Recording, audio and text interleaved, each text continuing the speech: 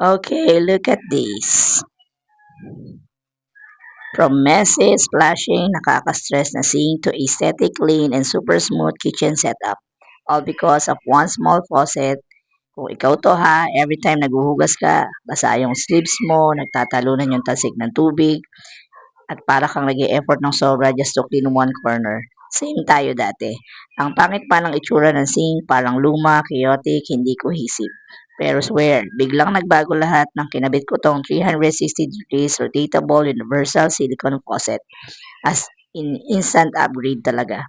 From cluttered to clean, from chaotic water flow to smooth control, from ordinary sink to Pinterest kitchen.